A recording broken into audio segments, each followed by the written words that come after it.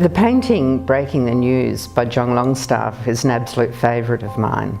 It was painted in 1887 when he was a student at the National School of Art in Melbourne in Victoria.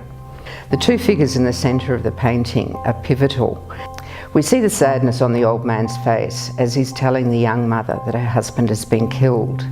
In the background, through the lighted doorway, we see the figures of his fellow workmates bringing his shrouded body back to the home. The expression on the faces is absolutely riveting.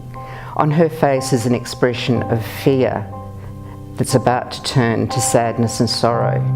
Just as she's a pivotal point in this painting, this is a pivotal moment in her life. She's surrounded by her household, the things she cares for.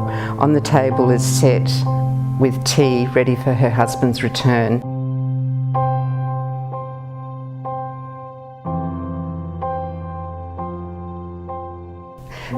Longstaff had an ulterior motive in painting this picture. He was entering it in a competition to win a travelling scholarship which was being offered by the National Gallery of Victoria. He wanted to wow the judges, to show them his skill at painting, but also to capture their emotions. The scene refers back to an event that happened in his youth when, near to the town of Clune where he lived, a miner was killed in an underground mine. The painting became the face of this disaster, and it was reproduced in newspapers and in postcard form and became known around Australia.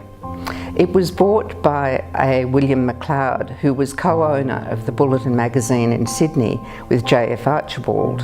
In 1889, William Lawson, the famous poet, wrote a piece for the Bulletin titled "If I Could Paint."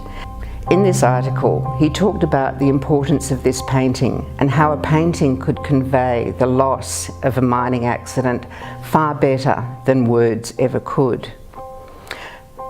Both Lawson and Archibald were really taken with the painting, and the following year, Archibald commissioned Longstaff to paint a portrait of Lawson, which he loved. The portrait's now in the collection of the Art Gallery of New South Wales. The Archibald Portrait Prize is now the most well-known prize in Australia. It was inaugurated in 1921, and Longstaff himself went on to win this prize 5 times. McLeod kept the painting until his death. After his death, it was acquired in 1933 by the Art Gallery of Western Australia. This is a really important painting to me.